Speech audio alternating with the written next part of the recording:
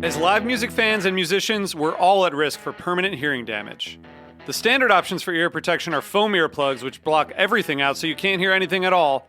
And then there are custom musician earplugs, which are really expensive. Vibes high-fidelity earplugs, as seen on Shark Tank, are affordable, reusable earplugs designed for live music fans and musicians. Instead of blocking out all sound, Vibes reduce the volume of loud live music to a safer and more comfortable level that prevents permanent hearing damage and ear pain, while still allowing you to hear the music clearly, whether you're a live music fan or a musician. Vibes' clear, low-profile design make them virtually invisible in your ears so you can be discreet about wearing hearing protection in public. Each pair also includes a carrying case and 3 sizes of interchangeable ear tips to ensure a comfortable fit for any sized ear. Vibes are used by hundreds of thousands of live music fans and musicians around the world, and they're trusted by the country's top professional orchestras and college music programs who outfit their musicians with them. Go to vibesearplugs.com/NSR to learn more and to get yourself a pair of Vibes high-fidelity earplugs for less than $30. That's vibesearplugs.com/NSR. vibesearplugs.com/NSR. Vibes high-fidelity earplugs are great for all live music fans and musicians, and they make a great holiday gift, so check them out. Protect your ears with Vibes. No Simple Road. Yeah, here we go. I know the road may seem to go on forever and a lifetime.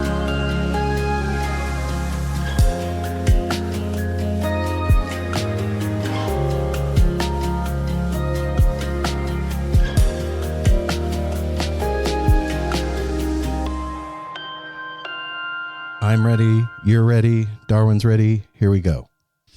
Hey now, No Simple Road family. It's Aaron. And it's Mel. And that's it. it's Apple and everything over here. And Darwin.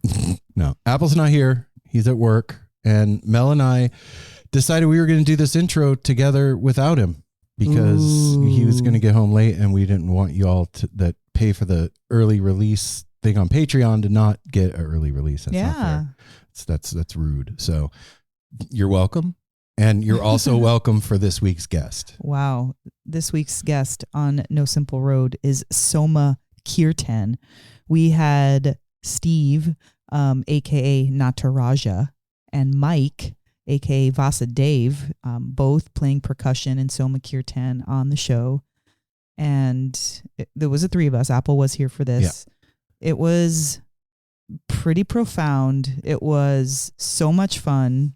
And it was eye-opening. Yeah, typically, like, because of being mindful of people's time, like when we get a guest for an interview, we book an hour with them.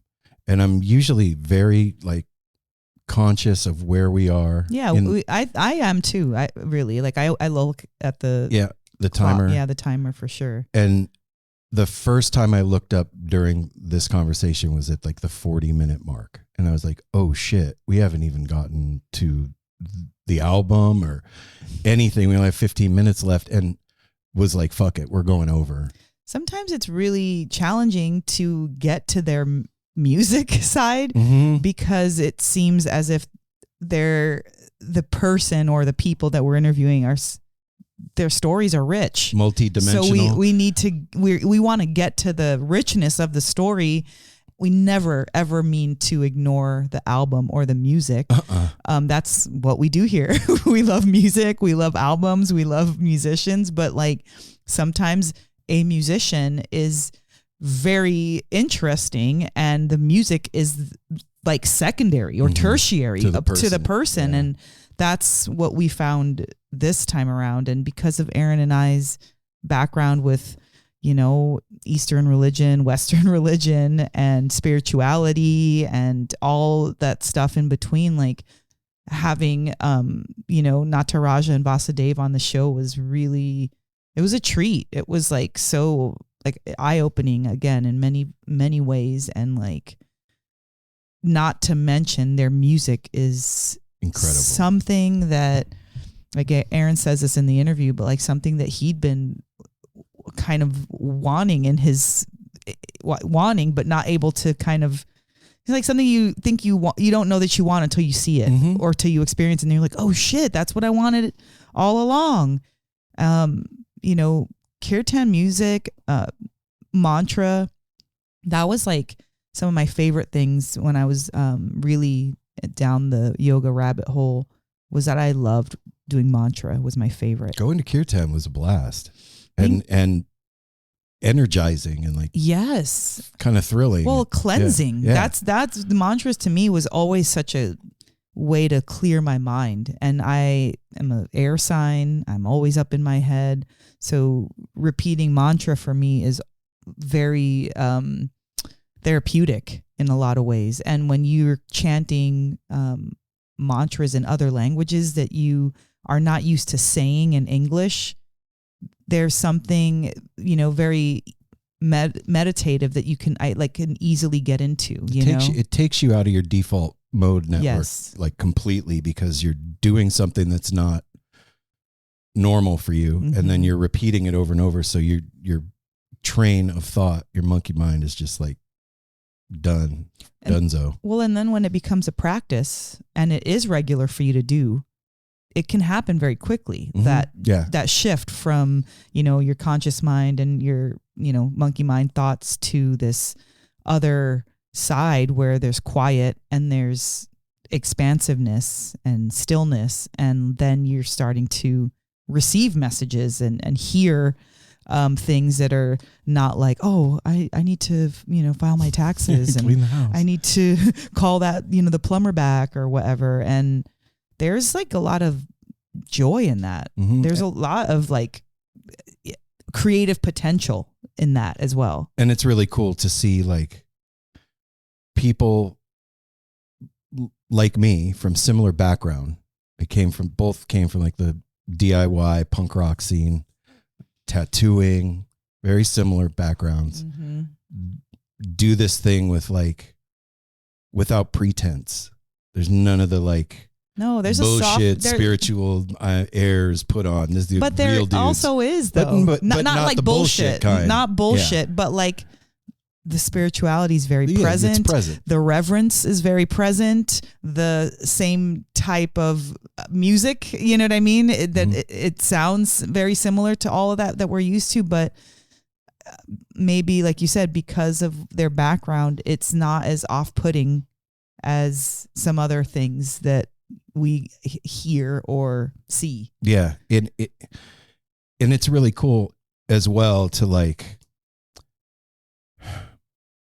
see the mixing of psychedelic music and kirtan go together, because kirtan is arguably psychedelic all by itself, like traditionally, but adding the Western psychedelic stuff. How do you describe psychedelia in music? Because you're saying psychedelic and you're using it in conjunction with of like Western sounds, like a keyboard or reverb. But you said it's psychedelic kind of like on its own. So what do you like? It takes your mind somewhere. It manifests your mind. It makes that dreamy landscape happen inside, or it makes you feel creative, or it, you know what I'm saying? No, I'm saying it gives you. Well, no, there's a texture there that okay. a audible, visceral kind of texture to psychedelic music that pop music doesn't have. It's very straightforward. The beat is on the 1 and the 4. You know what I mean? Yeah. It's whatever. So psychedelic music is more free form. And then this is using the traditional like Indian instruments, and then also like on the B side of the album, there's that Western bent to it as well. So it's something completely different, and I'm super stoked to have had these guys on. This is one that I was excited for everybody to hear this conversation. Hey, everybody, go follow them on Instagram at Soma_Kirtan, Kirtan. They are going on the road with Tyler Childers. That's huge. That's really big. Yeah, go give them a follow. Go to their Bandcamp. That's where you can see what's going on with them. And yeah, if you get the opportunity, go do the thing with them. This is participatory music. Yeah. So this isn't like, And also just you can receive it too. You don't have to chant. You don't have to participate in that way. You can be there and be like swept up in the sounds. You know what I mean? Like you don't have to say anything or clap or anything. When you do, clearly you're getting a different type of benefit, but it can be a sit on the sideline sport, Oh, and yeah. you can still receive the benefit of that beautiful rhythmic journey that they certainly bring people on. yep. And they have a new album that's coming out in the spring, and it's called Your Soul is the Holy Sound. And you can find out more about that at Samaritan_press. Yep. That's all the stuff. So And they've been going on since 2020. So they're 5 years old. I mean, clearly they were musicians before this, you know, and various other projects. We don't talk too much about that, but this, you know, the band or this, is it iteration? Yeah, this iteration is since 2020. And for me, I just wanted to mention that because it's never too late to do something different. It really isn't. Like sometimes change is scary, not because it's unknown, but because you know you have to be different now and you've lived your whole life a certain way and you have to now respond to people that are going to call you on it. Mm-hmm. Do you know what I mean by Totally. that? Like, Yep. I'm different now. I'm doing this, and people are gonna be like, "Psh, yeah, right. Last week or last year or 2 months ago or whatever." And you don't have to be relegated by your old actions. You can create something new, whether it's work, whether it's a hobby, whether it's a new like way of like taking care of yourself. Like you don't have to be the home that, you know, still wears shoes in the house. You can fucking be like, no, we have slippers now, and now you have to keep your shit outside, even if I did it my whole fucking life. You got to put in these paper booties. Yeah. I Or have- these new slides, you know? All right. Yeah.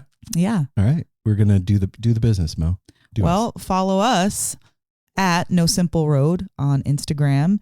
And are we on anything else really? We're on Facebook. Yeah, but Instagram's the way to go. Yeah. And then if you want to go beyond that, www.nosimpleroad.com. I did it on purpose this time. I get it. There you are going to find all the things you are going to find on a website, links to, sponsors, past shows that you might want to listen to or look up, pictures of festivals and events that we were at, ways to get in touch with us if you want to send us an email or you have a good idea for the show. And then another thing is you can support us in a myriad of ways. One of them is 971-808-1524, which is our tepid line. Tepid line is where you're going to call us and be like, hey, I saw the coolest show. I don't know that I've never heard you guys talk about this band. Here it is, blah, blah, blah. And you send us that. Or, you know what? Aaron's been baking sourdough. Here's some stuff that I put into my sourdough. There's so many different ways you can use a tepid line, 971-808-1524. And then there is patreon.com/No Simple Road. That is where you're going to be like, you know what? I've been hearing them talk about Patreon for years now. I've never even been on it. What's going on there? You can sign up for free and see the kind of activity that's going on. Or if you're serious and you're finally like, you know what? I've been listening for years and I want to fucking start helping them out.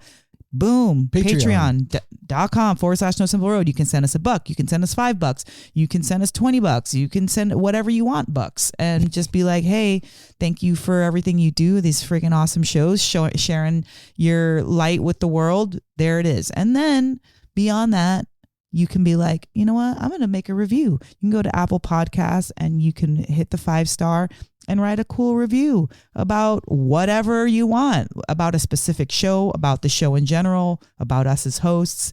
And the last thing that you can do that's awesome is tell somebody who doesn't know about No Simple Road about No Simple Road. You know what?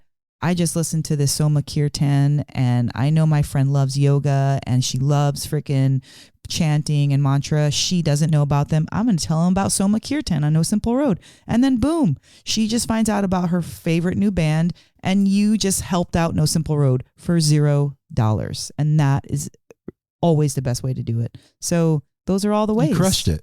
You just crushed that. Well done. Thanks. That was really good. I'm gonna not do it anymore. It's all right. your job from now on. Well, you ready? Yeah, I'm ready. All right, let's do this. Without further ado, the No Simple Road crew gives you Soma Kirtan. It's not the same without Apple. We need that in everything. in here.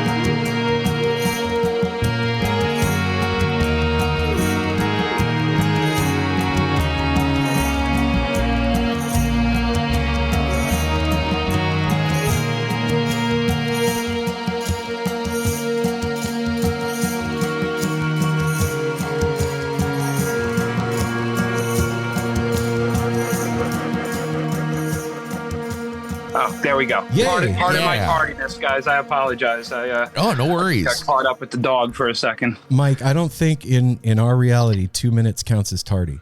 Yeah. Okay. I think so, man. There's no, Glad to hear it. Glad to hear We're it. lucky we're all here, brother. Yeah. Thank you guys so much for having us. It's such a pleasure. Yeah, Yeah. man, we're really excited to talk to Yeah. you guys. and also, Mike, I'm Apple. Aaron, Apple, And- Aaron, And Mel. Mel. Yes, I'm so familiar with you all in the audio sphere. So it's so cool Oh, to be able to chat with you in real cool. time. Yeah. it's still a trip. I mean, we've been doing this for a while now, but it's still weird when people know who we are and listen to the show. Because Yeah. like we're at home, we're in our house, like in a Yeah. spare living room. Well, and it makes it more exciting too. When Aaron Yeah. told us that you've been a listener for a while, when somebody Yeah. is familiar with us, because we're familiar with you, you know, it makes it more exciting, like having a friend on. Yeah. Oh, totally. And I think that speaks to why people come to the show, because it really does feel like you're in your house, just kind of like eavesdropping on a conversation between friends of yours, you know? So Yeah. it Right on. speaks to the nature of what you all are doing. Yeah, like there was no premeditated or preconceived thing. We just started doing this and it evolved Yeah. into whatever it is. So I'm glad that it comes across like that, because that, I mean, essentially that's what's happening. Well, it like you said, T, it's very flattering when somebody reaches out and wants to be on the show. Like you know, Aaron does all of the behind the scene. He's the man behind the curtain. Right, and, right. And he gets so excited when he's like, we're getting hit up by people, which started a few years back. All of a sudden it was like, now I'm getting hit up by people that want to be on the show instead of having to search for guests. Kind of takes the pressure off. Yeah.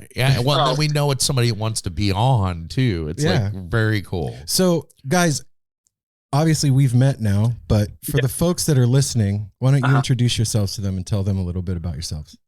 Sure. So my name is Mike, or Vasudev, which is my devotional name. I play percussion in Soma.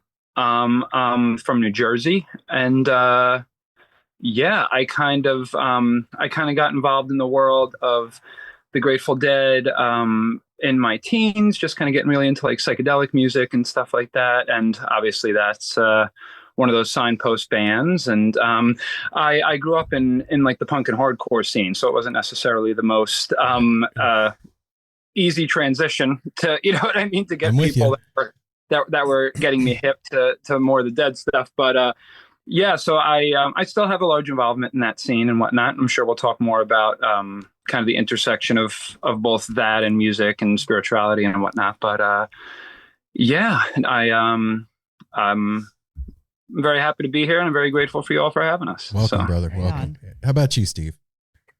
Yeah, so I'm Steve. My devotional name is Nataraja.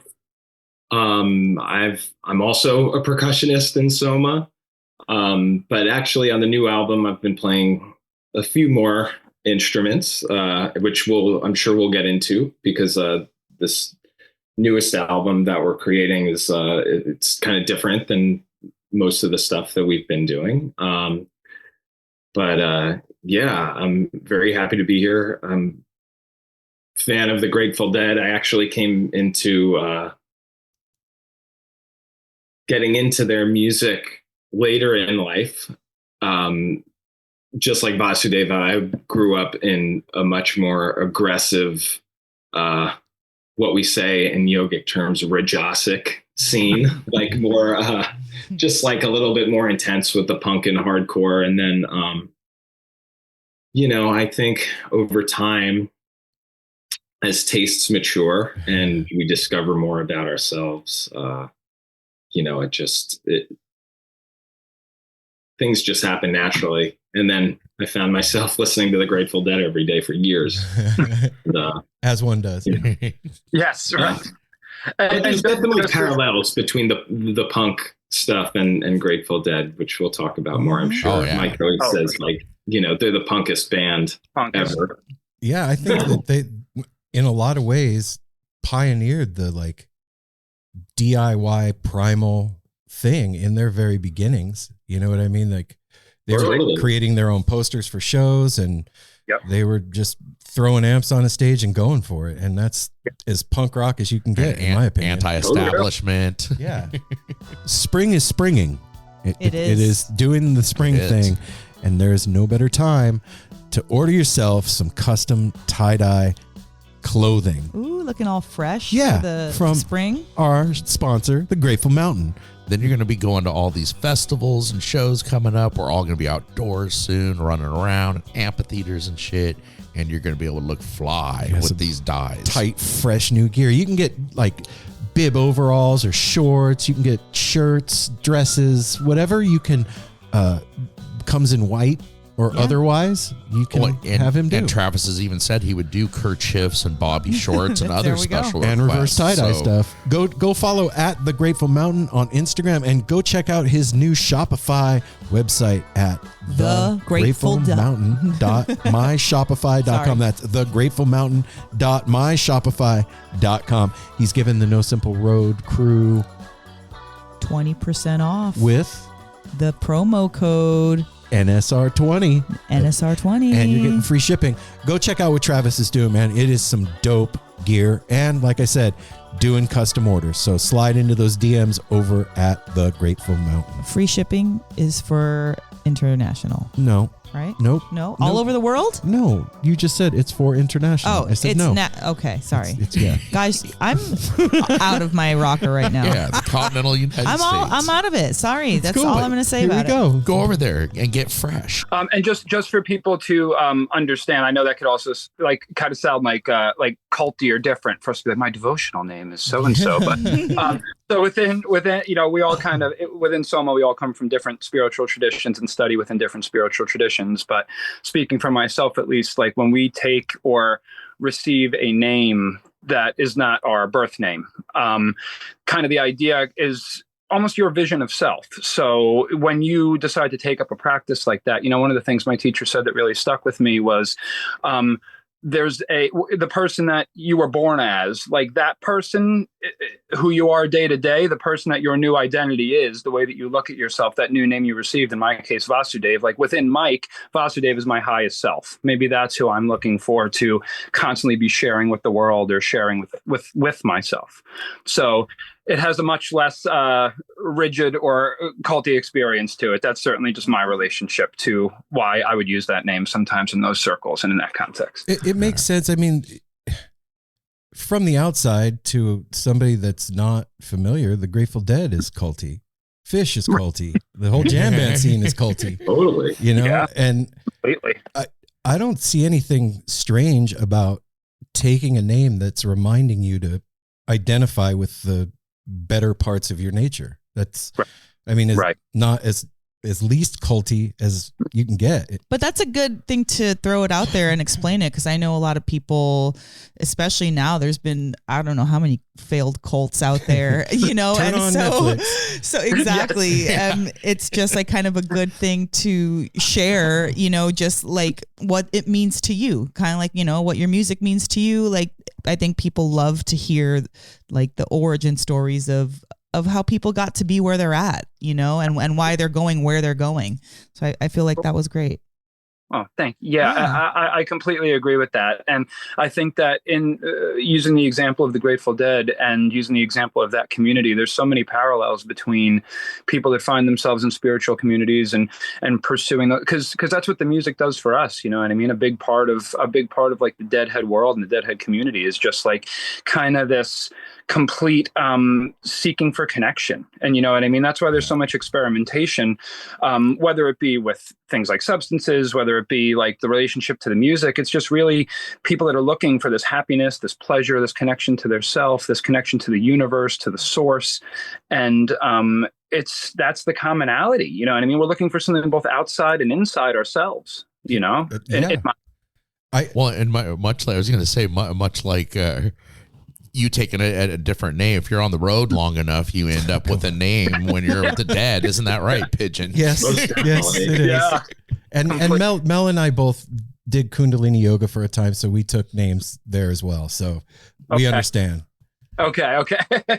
Yeah. But how did, for everybody listening who may be brand new and never heard of you before, like take us on the journey of how Soma Kirtan was birthed, like whose idea, who's even, you know, all of that stuff. Sure. So, so in the regard of familiar, like just to do a little back history. So the word kirtan, we try and we're called Soma for ease. So Soma Kirtan is how we're found online and on Spotify and stuff like that. But the word kirtan, in that sense, it means to glorify. You know what I mean? So kirtan and the practice of mantra are ancient practices. You know, they're basically repetitive affirmations. They work like magic. Kind of you get out of it whatever you put into it, or, you know, kind of believe it if you need it or leave it if you dare. You know, in that way. As they say. You know, right. Yeah. The practices themselves have existed through many cultures, throughout many different times and hundreds of years, thousands of years. And it's used for that higher connection. You know, it's a universal practice, the idea of repetitive chanting. And kirtan is very, I don't like the word congregational because it almost has like a loaded sense to it, almost more of an institutionalized or like religious sense. But it's the gathered collective practice of that. It's call and response, you know, very similar to punk and hardcore in a lot of ways. You know what I mean? Can I just interrupt you for a second? Sometimes we need to take things back. You know, a congregation, that is a really good word. We're all like literally congregating together, wanting to do something cool together. And yeah, it can remind people of like, you know, their time spent in Christianity or Catholicism, whatever. But like that's what we're doing. We're coming together in a spiritual vibe and getting together and like elevating ourselves and each other, you know? And before we got on, Apple and I were outside together talking, and I was like, you know, the thing that I dig, because I asked him if he'd ever been to Kirtan before. He's like, no. I said, you know, the thing that I dig about it is there's no prerequisite. You don't have to like be saved or any of that stuff of Western tradition. Eastern tradition, you just come as you are and do the thing. Guess who's back? In the mother. Back in town. Melt is back, everybody. Yay, Melt. Melt Premium Mushroom Chocolates, your one-stop shop for the finest mushroom chocolates on the planet. And not just chocolates, gummies too. Yeah, and they even have a new addition to the family of gummies. They have they have the elderberry, the tangerine, and the popular pineapple. They have added lemon now. Right? Ooh. And for those of you that aren't in the know about Melt Premium Mushroom Chocolates, there is 4 grams of their sacred mushroom blend in every bar. And a bunch of adaptogens and the most premium delicious chocolate, several 10 flavors to choose from. Go follow at Melt Mushrooms on Instagram. Shoot them a DM and let them know that No Simple Road sent you. And they are going to give you 20% off of your order. That's huge. That's huge. And then I'm excited about this too. I just hit, if you go on Instagram and you hit their Linktree thing, they have Melt Radio. You can listen to on SoundCloud, Mixcloud, or Spotify. Cool. And I'm sure that they have some dope mixes. So you want to get your head right? Go follow at Melt Mushrooms on Instagram. Shoot them a DM. Get your 20% off by telling them you're part of the No Simple Road family. And you're welcome. Absolutely. And there's no really not much rehearsal to it either. Like as a band, obviously we have certain structure to some of the kirtans that we do, but like a lot of the kirtans that you go to, there's really no, nothing was really premeditated. Like maybe, people learn how to do the instruments and they know what chant they're going to do, but there's nothing, if you just show up to a kirtan, there's nothing that you missed out on, like it's happening there in the moment. And you don't have to know anything either. You can just go and be in it. Completely. Yeah. And you don't have to participate. You know what I mean? You can enjoy, you can utilize it it's like a toaster. You know what I mean? You plug it in, you could toast bread, you could leave it collecting dust on your countertop. You know what I mean? Mantra works. So now to Soma, the idea of Soma kind of began in 2020. The other folks in the band, Kulpa, Rob, and Steven, we all kind of knew each other. Kulpa and Rob are tattooers. We all live in New Jersey, so they knew each other for long time, for 30 plus years through tattooing and stuff like that.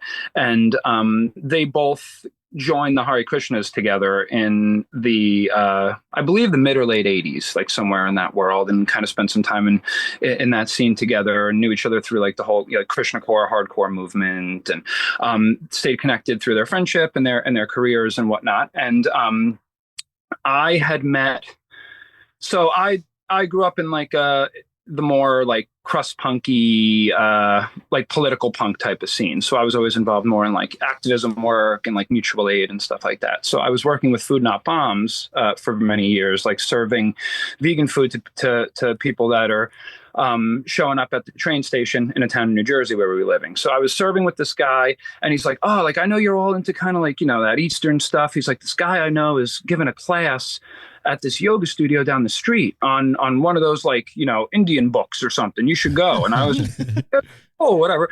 So I went in. It was a class on the Bhagavad Gita, which is a Sanatana Dharma text.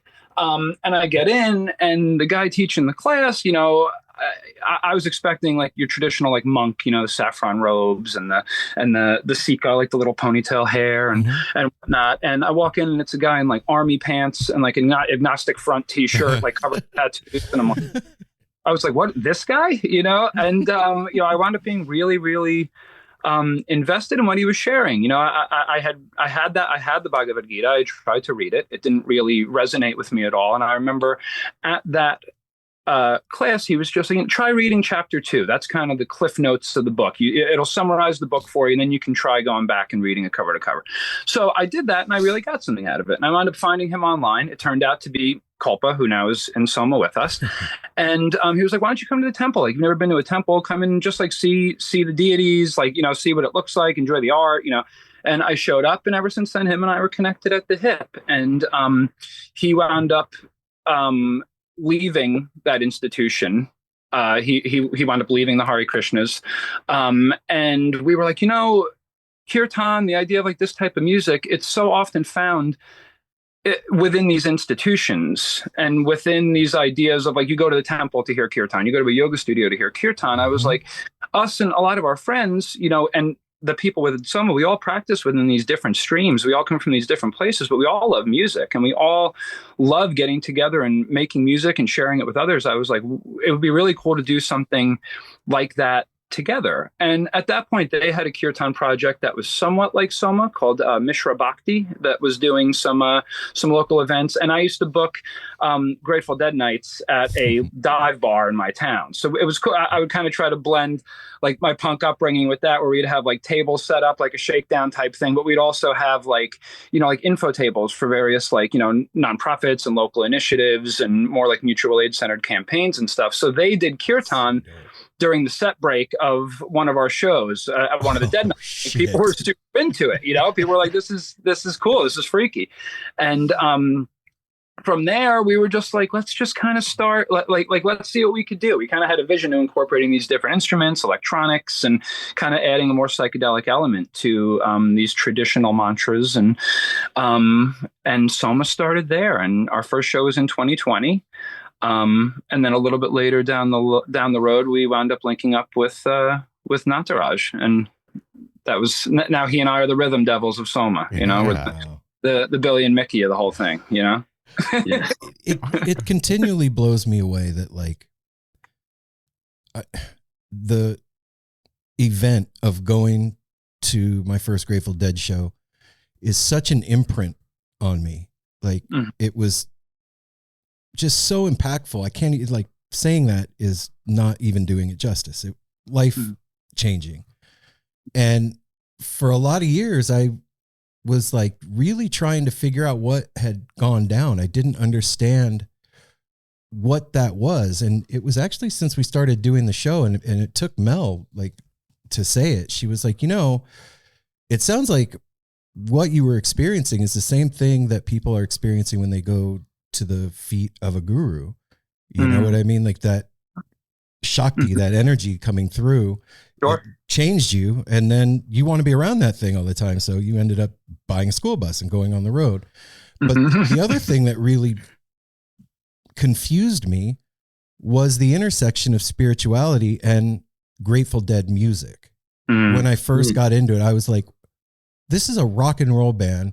People are selling doses and mushrooms in the parking lot. Why is spirituality the thing that's intersecting with this? Because everybody that I knew, once they got into the Dead, started finding some kind of spiritual path. So I'm curious what you guys think about that. Well, so I think the fact of spirituality is that whatever the traditions or whatever the path, whatever the denomination, if you will, that they all have much more in common than they do apart. You know what I mean? Like when we show up to, whether it's a Grateful Dead concert, whether we show up to our practices, as you said, we're finding this, we're getting this feeling, we're getting this love, we're getting this joy, and we're getting this connection. And, at least within my personal tradition or from what I've studied in my interpretation of it, everything that we could find outside of our body also exists inside our body, whether it's elemental, whether it's those energetic frequencies, whatever it is, And the Dead, I've spent a lot of time thinking about that myself. And what, when you listen to, when you read the lyrics, when you really digest them, through hearing, through reading or whatever, like, they're basically just these timeless parables and folk tales. And that's where a lot of those lyrics come from, like whether we're looking at a song like Saint Stephen, whether we're looking at like Dupree's Diamond Blues, Casey Jones, like even if they're not spiritual tales, they're stories of like either certain archetypes, maybe they're fairy tales, maybe they're traditional folk tales. There's tons of, biblical and Eastern references within the pantheon of the Grateful Dead. I mean, even on the cover of the first record, there's like that stone form of Nrsingadev, like a form of Vishnu. Yep. And then when you look deeper into the actions of the Grateful Dead, like the mantra rock dance, that was, the Dead, Big Brother and the Holding Company, Moby Grape, and they had Srila Prabhupada, the founder of the Hare Krishna movement. That was in 1967. He had just gotten here in 1966 to begin that movement. And and their association with Allen Ginsberg, their association, the beats were like super heady. It was a lot of stuff about Buddhism and Hinduism and different, practices. And I think that, the Dead, it's so interesting because it gives you, when you're really immersed, you kind of can like, they give you like these little verbal talismans that you can like carry in your pocket and like pull out when you need them, And I mean? Like how often are like maybe one of us having a bad day and, like it becomes its own affirmation. Yeah. Roll the way they do. Well, they become mantras themselves. Yeah. Yeah. Yeah. and they're advertising it. You need a miracle every day. You got to find that somewhere. Yeah. So many parallels, between those. Nataraj, do you have a certain insight? Yeah, totally. So I think one of the parallels is, we already talked about it, how like so many cultures throughout time, or I don't even want to say so many, every culture throughout time shares some form of engaging in rhythm, melody, and then some sort of sacrament, Mm-hmm. And that there's a very big scope in that. But when we engage in things like previously mentioned, but especially music like the Grateful Dead or any of these spiritual practices or, entheogens or anything, what happens is, most of the day we're looking through an aperture about that big. And when we engage in these things, whatever they are, that aperture kind of, gets bigger and bigger. Sometimes it just gets completely destroyed, depending on what you're engaged in, what activity you're in. And honestly, that could be anything. That could be writing a paper. It could be breathing. Yeah. Doing your homework and like really focused on something. But we get into these states where we start to focus. And when we focus on one thing, all the noise starts to slow down. And again, that aperture gets bigger and we're able to take in more of, whatever it is, just more awareness, and it feels really good. And then eventually that aperture just like closes back down because we have to come back and like, perform whatever karmas we're supposed to perform in this world. Those states that we talk about, whether it's playing music or anything else, you can't stay in it forever or else you wouldn't be here. But it does feel really good because our true selves are much bigger than, what we are experiencing day to day. Like Vasudeva mentioned, when we take our spiritual names, it's like a way to acknowledge with a bigger version of ourselves. It's not that we're denying who we are in this lifetime and this body-mind combination, but it's a way to remember that there's way more to who we are and what we are, and engaging in things like seeing a great live band. It just helps us see a little bit more of what there is to our being. Mm-hmm. And so we try to recreate it, hopefully in a healthy way. And I think many of the people I know who are involved in spiritual practices, especially when it comes to like yoga and meditation, like, we want to find a healthy way and a true way.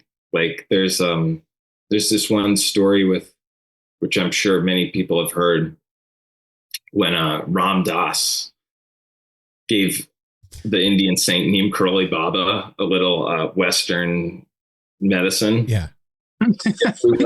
A lot, actually. And he said, a lot, like measuredly a lot. Yeah.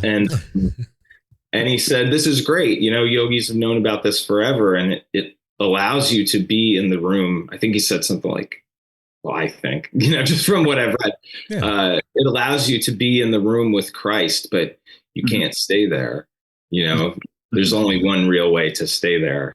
And that's through love. And, we could say that's the purest way, but that might be one of the hardest ways. So there's a bunch of shortcuts that we could take to like little training wheels we could take to get there. I think that, but part of that though, like it sounds so simple. You say, one of the ways that we can stay there is through love. And, and to the Western mind, we're thinking of like connection to another person or service, giving to somebody, or the act of loving someone. But I think that like I was talking about earlier, being at that first show, I think that's the first time I ever felt love, whatever that thing is. Like I just got chills saying that. Like that thing that's like ineffable, indescribable. It's bigger than you. It's everything that you are, yet it's outside of you at the same time. It's existed forever, but it's never been. Like it's everything and nothing at the same time. And you're inside of this thing, just looking around like, holy shit. And you realize that we're all connected together through this thing. And you can, if you're paying attention, you can see it move through people and through a crowd and through a band, and you can hear it and feel waves of it pulse and move. And so I think like the word, like I said earlier, the words that we use are so, they don't do justice to the scope of what the conversation that we're having right now. Like, we haven't developed language to talk about what we're talking about, but it's like trying to describe a DMT journey. Like, you're never going to, it's not going to happen, man. But It's never gonna. No, but everybody still tries. yeah, we're giving it a shot. And I think that's also what music is too, is a sonic expression of that universal voice. Some say the music never stops. I've heard tell the music never stops. And do you know who else doesn't stop? The T-shirt. Over at shoptourbus.com. That's right. Yeah. You want Shop to go? Tour Bus doesn't stop. That's right. Go check out the new Music Never Stop design over from our friends at Shop Tour Bus. It's cool. Pre-orders start this weekend, and they'll have it in as they say, a small rainbow of colors. A rainbow full of colors Awesome. and sound. Yes. Yeah. ShopTourbus.com is the online lot's dopest purveyor of Grateful Dead inspired merch. Go check out the shirts, hats, hoodies, bags, Stickers, coffee cups. Yeah. The merch. If you've never been over there, go take a look at shoptourbus.com or at shoptourbus on Instagram. You're going to see what we're talking about. They are the coolest shit ever. And come to you in a hand-designed, one-of-a-kind box with a bunch of extras. And you may even get a Grateful Dead bootleg on the inside of your order. Yes, a real-life cassette tape. Thanks. And you also will get free shipping if you put in the promo code No Simple Road, all one word. And that fancy box with your super soft T-shirt will come to you for free shipping. That's right. And if you're really, really good, you might even get a packet of Kool-Aid, because I saw that in one of the boxes recently. True. So you never know what you're going to get. It's like a fun surprise box. That's right. Who doesn't like surprise boxes? I love surprise boxes. Mel loves surprise boxes. I sure do. You do too. Go to shoptourbus.com. Oh, totally. I'm glad you said that. A sonic expression of the universal voice. So there's one thing that I've always found intriguing, and something that I try to do, and I'm sure, all the members in Soma try to do this. It's hard though, because we have mental gunk, but they'll talk about the body is like, or the consciousness is like a flute, and what we're trying to do is make sure that flute is like nice and clear and clean, so that Krishna can just play. We could just be like a clear vessel for the divine to just play us. And that's the goal. Hard to do, but we're just allowing the music to play the band. Yeah. So are there things that you have done yourselves that put you in that place either sooner or quicker? I'm sure that sometimes it just happens on its own without anything, but is there something that can get you jump started or in that way, in that vein, in that thought process? Yeah, I mean, I've definitely had psychedelic experiences that have put me in scenario. I mean, I think that it's as Najraj so eloquently put it, we could change that aperture in varied ways, you know what I mean? And I think it's really important to kind of always stress when we're talking about spirituality or these practices is first of all, I mean, speaking for myself, I have nothing figured out. I'm trying every day to stay in those moments and hold on to them just a little bit longer every single day. And I'm not saying that I am anyone ever to take advice from or to, at all imply that I'm somehow further ahead than anybody anywhere. We got you, man. We're all here together. Right. No, but wait a minute. But also, it is great to say that. You're right. But also, we're here talking to you because we want to know about you. So it's not self-serving at all. It's we are asking, and when inquiring minds want to know. I know, Mel. And yeah, so I definitely had glimpses of that through being at a great concert, through psychedelic experiences. But for me, the thing that I found most transformational to getting into those places regularly is just setting practice standards and keeping them. And they don't have to be, one of the best pieces of advice that my teacher ever gave me was never do less, always do a little bit more. And that's not to say that you can't, if your practice every day, if your meditation every day, if you're chanting, whatever that looks like for you is, chanting Om for a minute, then always do that minute. And then maybe you add it to a minute and 10 seconds. If your practice every day is just waking up and going outside and being thankful for, like what's above you, what's below you, what's around you, and making connection with nature, putting your feet on the grass, that's a practice. And that's something that you need to maintain. You need to set that standard for yourself. Like that's really what spirituality is taught. In my life, I've experienced a lot of erraticness, whether it's been through personal struggles with substance abuse, whether it's been through mental health struggles, whether it's been through relationship struggles. But the one thing that I have found to really change my day-to-day around and kind of help me relish in those moments of, what I would describe as that like real inherent soul connection with myself and with the universe just is holding myself to the standard of this is what I do every day at bare minimum. And then when something else feels right or something else feels or something else is introduced to me that feels right, I also make that a part of that standard and I never do less than that. I always try to do a little bit more. So I think that's how we can get there. And I think that the story that Nataraj told is pertinent. And if we take the names like Krishna and those ideas out of it, I think keeping the body as a clean vessel, like, we could talk about health, we could talk about physical wellness, we can talk about exercise and all that stuff. But we operate, something that Kalpa always says that sticks with me is we operate on a 5 cents diet. You know what I mean? And that's also what's really unique about the Grateful Dead is like you can eat good food, you can exercise every day. But if you're constantly in these spaces of watching, terror or aggression, if you're only listening to heavy things, and again, certainly I love, every type of music, whether it's aggressive or whether it's sweet. But when we need to be conscious of what we're ingesting as people. And that could be in your social circle. Like, are you going out and meeting your friends and you guys are sitting there talking about how the guy you used to know is a dork or this guy's an idiot or this, that's not a healthy thing to be ingesting and serving to people, It's certainly, it's something where when we can begin to like kind of monitor that and take personal inventory of our life, of what we're consuming and what we're allowing for ourselves, that I feel like that real power can kind of start to, make its way through. So that's at least my experience with kind of, 1,000% agree. And, as I've gotten older, we're not guaranteed any time. We don't know when we're going.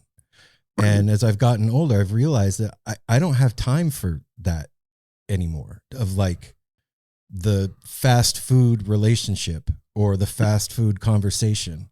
I don't, it's hard at this point in my life to like give time and effort and energy to something like that that's not going to give me something back. It's well, and even more, it depletes you. Yeah. And I like what you said about how anything can be a practice. And, you and I share the same background. I came from the punk rock world. And one of the things that has been a struggle for me, even now, has been, I rooted in independence and like self-sufficiency from being that punk rock kid.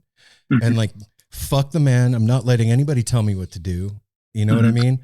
And people that have found teachers always intrigue me because I've never been able to let go enough to trust somebody to teach me, because I see the world around me and people getting burned all over the place. Right. And also that fierce independence within me is like, who the fuck is this guy to tell me what to do? Right. And so I'm curious how, like, coming from where you guys come from, finding teachers, how was that experience for you? So I gotta say something about this because I come from as a musician, my mission was to like just indulge and have a good time and like show off and just like get off, and then taking all of that like just so many years of like mental, just like cutting grooves. We call them samskaras in yogic terminology. All these samskaras of just like me, and like total hedonism. And then starting to play music in a spiritual way has been like, I mean, when I started, it's still there. You know, the vasanas, the mental tendencies are still there. But then to have a teacher come and tell me like, no, stop doing that. Mm-hmm. It's like, at first your ego's like, ugh, like, what are you talking about? You know, but it's been one of the healthiest things. Like, there's been many times where my teachers told me like, all right, great. I know you can do that now. Like, start actually paying attention to what you're doing. Or like, he'll give me, you know, he'll just tell me like, okay, now you have to simplify stuff. And it's like, but I could do all this other, and it's like, nope. And so it's constantly a struggle. Because Mel, I think you mentioned like how we can get into those. Yeah, and I didn't necessarily mean about drugs or anything. I meant like when you're the music part, not necessarily like in life, right? Like when you're on stage and practicing and stuff. Yeah, totally.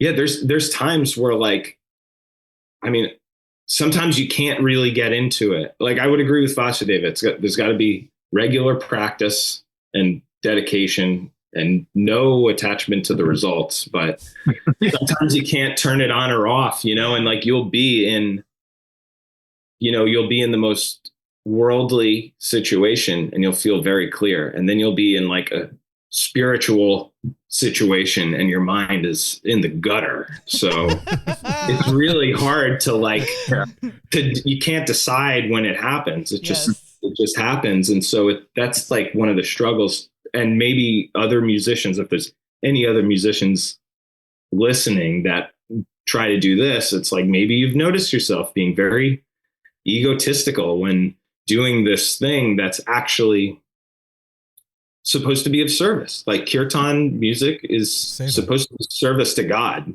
period. You know? You've added a layer of difficulty to being a musician.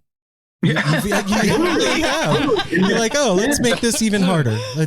Totally. Spiritual life is like, well done. It's not pandering to your ego. It's not about making things easy and like more fun or like blowing you up anymore. Like, the guru is there to crush you in a loving way. But and one of the meanings of the word guru is heavy. So like, to have a teacher, like you need to take responsibility for yourself, and you really need to be willing to like, you know, put your shit aside on your best days, but on your worst days, at least recognize like, you know, there's a lot of harsh pills to swallow. Oh, yeah. And I think one of the lessons that I've learned along the way is to have grace with myself too. Because I'm human, and sometimes my mind is in the gutter and sometimes it's in heaven, and I exist in both places at the same time and everywhere in between. And it's just where that aperture is in that moment. And sometimes, like you said, I'm not doing that. It's just happening. But both are supposed to exist together, because like, think if we only had one note to play, that's it. You only get a friggin' G. Yeah, like boring. It's not only boring, but it it. doesn't allow for any depth or dimension to anything. And so you have to be in this life and deal with people that piss you off, or people that take advantage of you, or people that are like, yeah, bullshit, right, guys? Yeah, you're playing spiritual music. Yeah, whatever. And go push beyond that, whether you get pissed at that person that night and the next night you're fine with it, you know, that's what we're supposed to be here for. We're supposed to experience all the things, not like everything's great and now I've attained, yay, now I can play music and I'm awesome and like disappear into your own right? Rod, you wouldn't be here. You wouldn't be hanging out. And you'd be doing your own thing. Yeah. And you know, there's plenty of people within the thought of, you know, in that, you know, heaven and hell, the concept of these higher and lower planets, like these are experiential states. You know what I mean? Like you could live in either of those in varied proportions at any moment. You know, like you can, there's people that, you know, when they say, oh, I'm having the worst day ever, like maybe to that person, they might really be that to them, that might be the worst day ever, you know, and we can choose to live in these hellish realms or these heavenly realms as long as we want. And, you know, it's how it's, you know, through what we were kind of talking about before, it's how we can kind of hold on to those moments and incorporate those moments into our day to day. And, you know, to go back into the idea of guru, you know, another way to understand that is the, you know, kind of the dispeller of darkness. You know what I mean? When people think of a guru, you know, especially in a Western context, it's like, I take all my instruction from this person and they tell me what to do and they run my life. And, you know, at least speaking for myself, like that's never been my relationship to that. You know what I mean? Like if you want to learn how to play guitar, you might go to a guitar guru. You might learn from a master. You might learn from somebody that has perfected the power that you wish to have, or perfected the practice that you wish to have. So when I was, you know, doing my best to, you know, learn, you know, these yogic philosophies, Eastern philosophy, I wanted to find people that I was inspired by. You know what I mean? Totally. Like you want to like, and the guru's job is to hold the mirror to you and find, and inside of all of us, we're our guru. We have that guiding principle within us. And the idea is that person can allow you to clean the dirt off that mirror, to polish that mirror, and to find those qualities in yourself where you're your guiding light. All that person that you're calling your guru, that you're projecting that onto is somebody that's just showing you what you are capable of and showing you what already exists inside of you. So, and I'm sure that's different for many people. I'm not saying that this is the end all be all answer for all traditions, but in my relationship to the person that holds that title in my heart and in my life, like that's what that is. It's somebody that I'm like, oh wow, this person's made it out on the other side in a way that I can aspire to get to one day. And I'm constantly moved by how they move within the world, how the world moves around them, the way that they see things. You know, it's the person that allows you to contact that best self, in my opinion. So the storyteller makes no choice. Soon you will not hear his voice. His job is to shed light and not to master. There you go. Right? Another exactly. By you know, it's exactly that. Yeah, you know? and I think that I've never heard it put quite that eloquently. Honestly, that makes a lot of sense. I think the thing that, at least for me, that hangs me up there. I totally understand where you're coming from. Going to learn guitar from a guitar master is something completely different in my head than spirituality, because spirituality can be used to twist you, right? And I've seen that in my life, and so that's my trip with that. And that's my not baggage. Or incorrect assessment at all. By no means is that not founded in truth, you know, and it's something to really be careful when you're choosing in what way and who the person is that is going to kind of hold your practice in your spiritual life in their hands, you know. And it's important that people maintain, to the best of their ability, not a sense of self and necessarily, but like, you know, it's important to really, you know, again, when the guru is showing you yourself, it's important to maintain your guiding company. Yeah, you're not losing yourself to this person. Right. Yeah. Right. And it's easy to do that, you know, and I think it's important when we find those people, or when we search for those people, like, you know, in a lot of ways, it is not at all similar to going to somebody to learn guitar, in the sense of, as you said, it's something that could be weaponized. It's something that could be like distorted, but, you know, much in a similar way, it's you know, when we look at a tradition or we look at a practice, you know what I mean? Some people really take to Buddhism. Some people take more toward like Sanatana Dharma. Some people take more toward, you know, worshiping Shiva. Some people more toward the goddess, whatever that might be. You find the tradition that speaks to you. And at the end of the day, you find somebody that inspires you in their conduct and in the way that they interact with the world, you know, through their action. And it's important to not just throw yourself at or settle for just anything. Like, that high standard needs to be in place. We should have that high standard for ourselves in any relationship we have in our life. We shouldn't be plunging into any friendship, any relationship, any job. Like, you are important. You need to prioritize your well-being and your heart in every area of this life, you know? And yeah, I think it's really easy for that to be weaponized. And I think it's really easy for people to, you know, come off as these more elevated or enlightened people. But then you see how they conduct themselves day to day. And you're just like, this is a person that's seeking or escorting people toward the like higher levels of, you know. But then at the end of the day, again, they're human.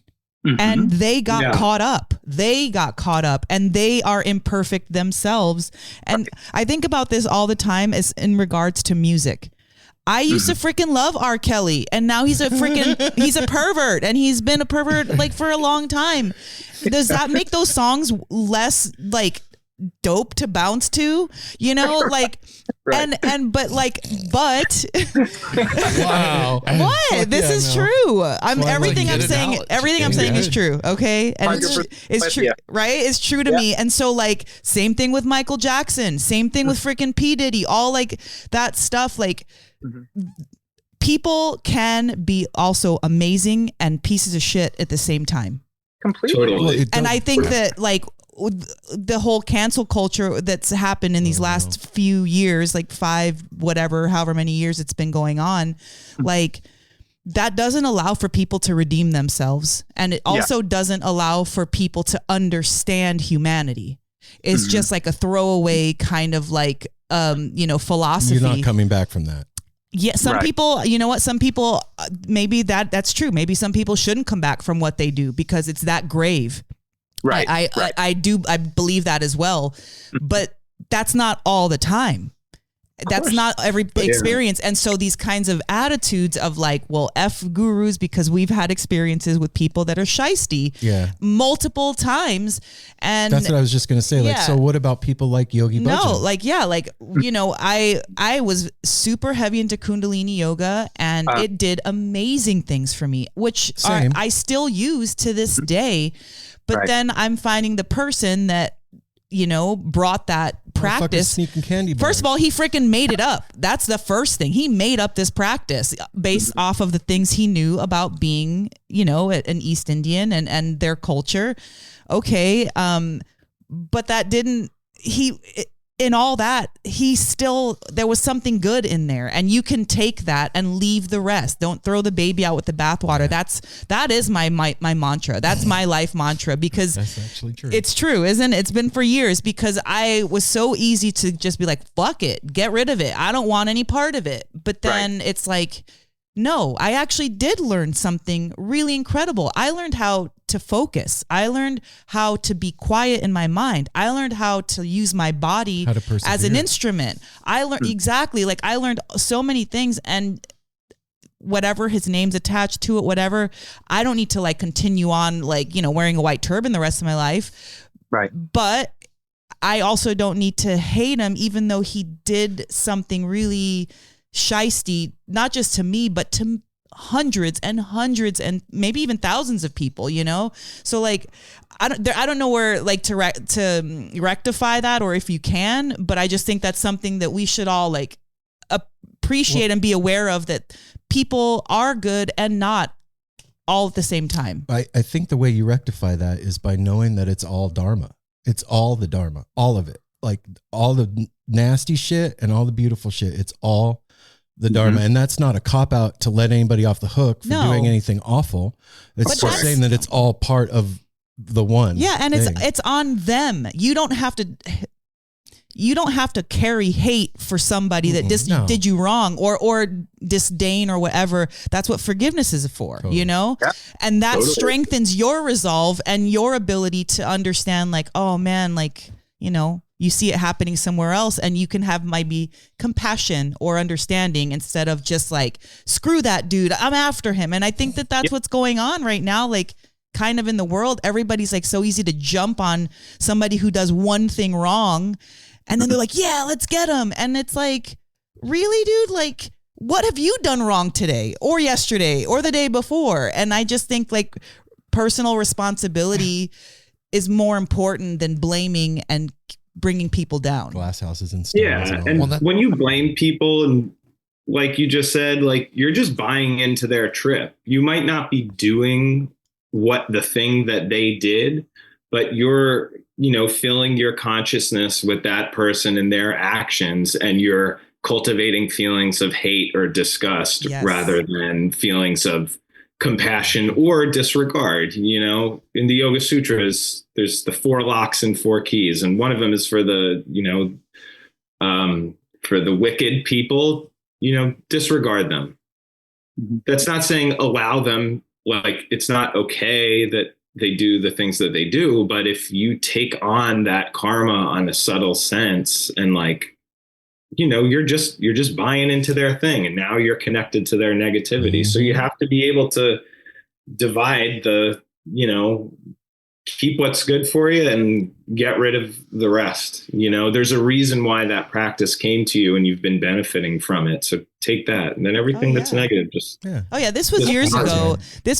I mean, despite our youthful appearance, we're older. I'm going to, be 48 this year. And that happened, gosh, how many years ago? 10, 12 years ago.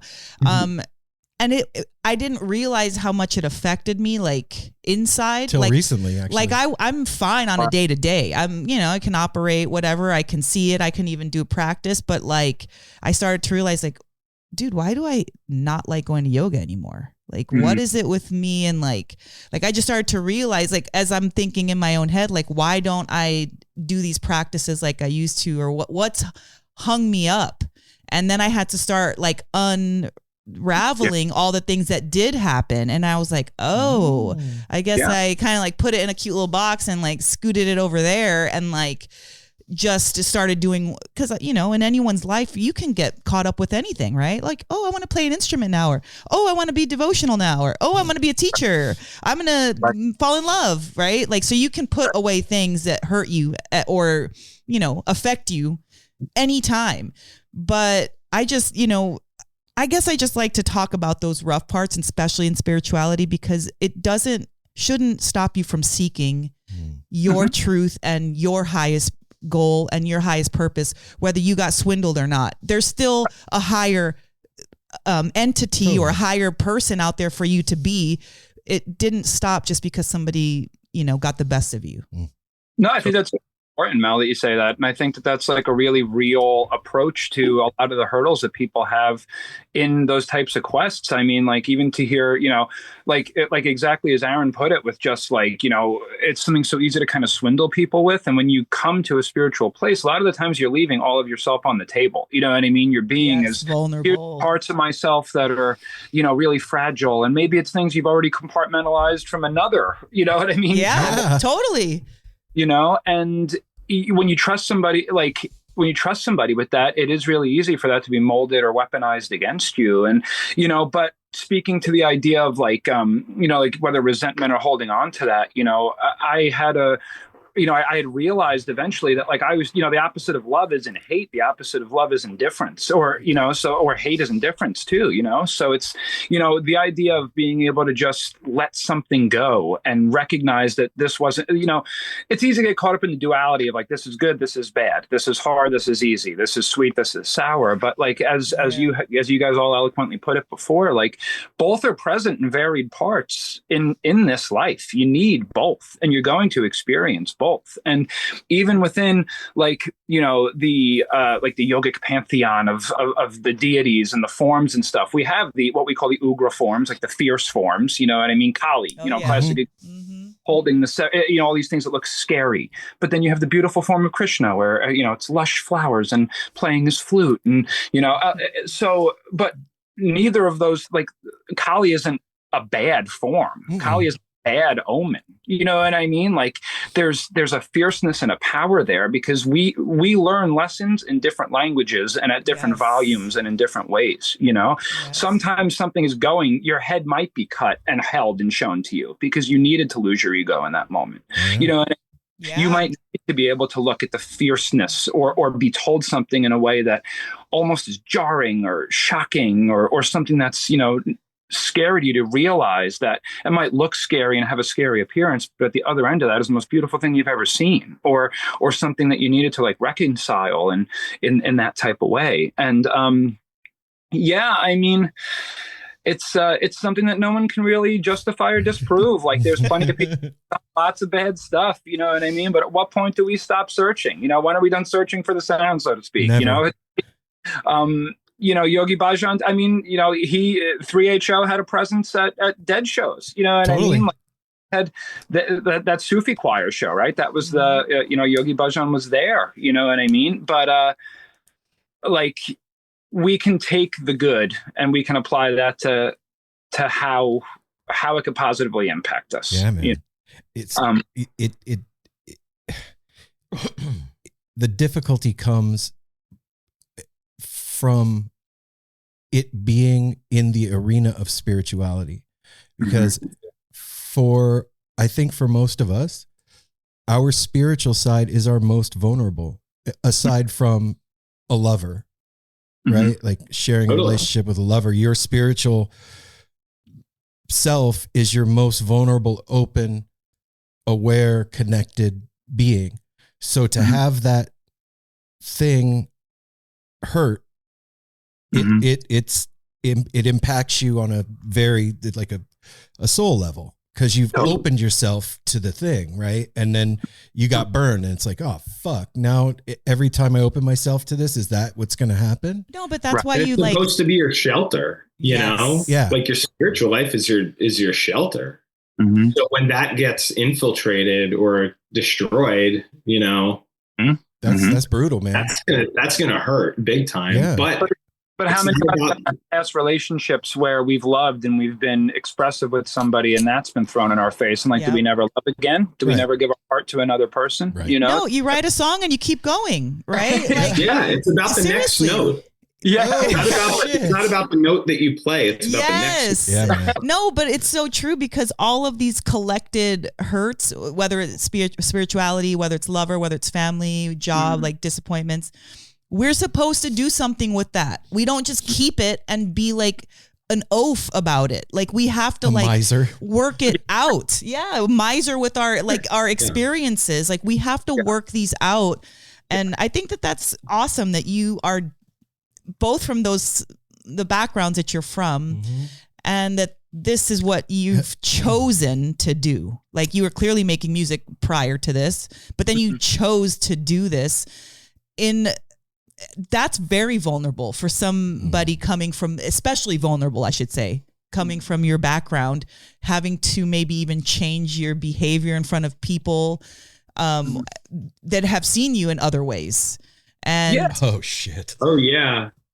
What has that been like? In my rock and roll life, you know, like I still take part in that, and you know, I don't show up there with like tilaka, which is like the ash, you know, like I don't show up like that, but it's weird dipping into the other realm. Yeah. And those people know you differently than the folks you're with now, and it's being able to let go of the lust of result, like you were saying about playing the music. Like you can't worry about it. That's all like your ego talking anyway in the first place. And so the ego, we're trying to, like, I think a lot of people are always like, kill the ego, destroy the ego. No, that's your be homie. BFFs. Because if you have a best friend, you can be like, hey, don't do that to me today. And you can be like, all right, I won't. Man. Do you know what I mean? Like if you have a literal good relationship with your ego, then you're not trying to fight it. And again, fight. What are you fighting for? Kill. Why are you trying to kill it? Like, it's part of you. It deserves to go on, but you can also whip it in check. And I don't think people say that enough. You're absolutely correct. It's totally important. And the thing too is that, like, you know, kind of a callback to one of your initial questions, like, how do you preserve that space within music? Like, I think, at least for myself, I started playing this type of music because that was a way that I found myself able to preserve that state. Oh, wow. Apparently kind of does that. You know what I mean? It feels different. You know what I mean? And, it does. You know, whatever you believe, like we were saying before, whatever the power of mantra is to you, whether it's just a series of syllables and sounds, or whether it's something that you believe has some sort of, you know, like mystical or potent quality to it, you know, like those words have the power that you give them. And a lot of music is always intentional. There's not always a lot of intention behind it, and that I love everything from pop music to metal to, jet, whatever, but there's so much brainless and heartless music out there. And it's okay to just, as you were saying, like R. Kelly's still good to just like bop to, you know what I mean? Like there's still music that's just a good beat and a good rhythm we can get in. But like when you make music with intention, it doesn't have to be songs to Shiva and Krishna and Kali, but if it's intentional, that's how we can kind of preserve that space, and the way, I think about that a lot because I have lost friends in my life as I've continued to evolve. And, the thing, though, the more I dive into that is like, it's never been because of my spiritual evolution, because all my spirituality has done is soften me. If your spirituality doesn't soften your heart and make you a more present friend or partner or, person in your day, like the person that's going and telling you what you're doing is wrong and the way you live is going to send you to some awful location or, you know what I mean? You're going to suffer. Like that's, again, back to everybody's traditions and stuff like that. I don't mean to like yuck somebody's yum, so to speak, but to me, that's not the quest that I'm on. Yeah. You know what I mean? I have my wife is a devout atheist that has no interest in anything that I'm doing. And she appreciates the result of the practice in the sense of just like, I learn to keep my mouth closed and my ears open a lot more. I learn to approach people with humility and humble myself in those situations and to say when I'm wrong or to say when I'm struggling or to say when I'm suffering, and the people I've lost in my life have been through the cultivation of those qualities when I decided that like, I'm not going to take this, and this anymore. I don't want this person in my life because they're not serving my version of my highest self. Going back to the idea of taking that spiritual name. Once you have the idea in your brain of who you wish to be and show to the world, the name is the unimportant part. The name and the form doesn't matter. The idea is the ideal that you set for yourself, like I'm sure like many of us and, most of my friends when I was a kid are locked up, overdosed, got bad, got wrapped up in bad stuff. And, my best friend for most of my life, I would go and visit him in jail and, I was committed to trying to like see him through. And I had, use disorders and stuff like that when I was younger. And I'd go and be like, dude, like you're clean in here. Like, you got to preserve that. Like, let's do this, and this when you get out. And I would go, he'd be like, man, I can't wait to, start using again and go back to doing this with these people. And I'm like, I mean, I understand that struggle, and I'm by no means saying that makes somebody faulted or weak or anything like that. But his response was so much just like, well, you sold out because you don't want to go back to the same squad house and use the same stuff. It's like that was where I've diverged from a lot of people in my life. And when my priority was no longer like, I got to go to this show and this show and this show because I have to make sure that I'm a big part of this scene and put on, it's once we kind of free ourselves from the ideas of things that we think we're supposed to do and start living in a way that's authentic and organic to where we want to be, people fall away. And it really is like one of the hardest parts of choosing the life you want to live, whether that means, the same thing happened when I got married in a lot of ways. You know what I mean? Like once you decide there's, when you want to work toward, whether it's having a child or whether it's making a home and prioritizing just that self-care, even coming home or like people are like, oh, you don't want to go to the bar anymore? And it, like, no, then I don't drink. Yeah.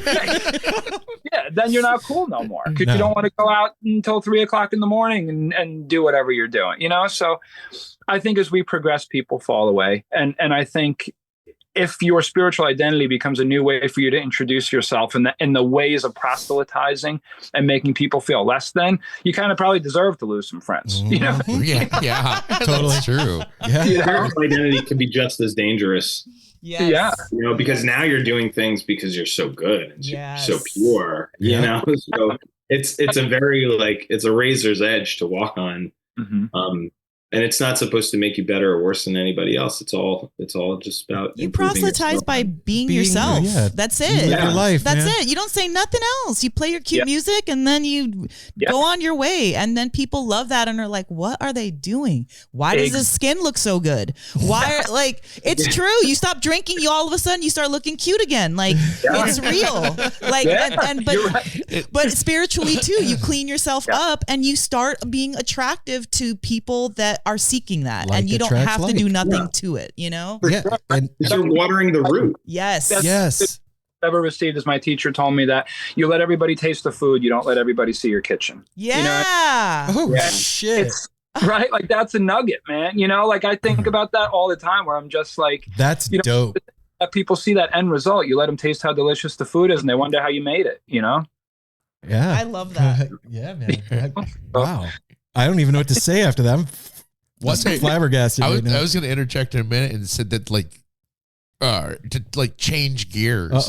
Well, to change gears and get to what we were talking about in the beginning about your guys, because you guys have a lot going on right now. You have a new album coming out. You're getting ready to go on an amazing tour. Yeah, we haven't even talked about that. That's what I was going to say. We're over an hour in and we haven't even talked about Thank you, Apple, your for keeping us music there. Thank you, Apple. and what you have coming up. Well, because we could do this all evening. And to keep going down the road, but I'm very curious at the top of it. Steve was saying like you just had the single that came out with like the B-side to with the fascinating story of the dog and that's some work you're doing to help the pets or not the pets but the dogs and stuff over there. And then you also said that the new album like you have a different approach to this. You're doing things differently. And then the tour. I'm very curious to hear about what you guys have coming up and what's going on. Yeah. So what your efforts, we just released a single and a B-side to raise money for this wonderful organization in Vrindavan, India, which is the land of Krishna. So it's a holy place where a lot of the stories and pastimes of Krishna happened in the Indian epics. So what they do is, there's they basically go out and provide like emergency medical services and feeding to the street dogs, the monkeys that might be hurt from traffic accidents, or various ways that animals get injured in such a crowded place. And those two songs are digital only. We kind of we've developed this process now where we record and are kind of able to do a lot of like home recording and then bring it to a studio to be properly mixed and mastered before we release it to the world. But those songs were released with the intention of raising money for those folks. So they're called Brudge Animal Care. They're absolutely incredible. You could find them on Instagram, BRAJ Animal Care. Did you find that through going there? So we're like peripherally connected. So we have a lot of friends that, one of our good friends lives there and knows them personally, but I personally was more of an admirer of their work because I know people that would join them for like feedings when they went or kind of they were about.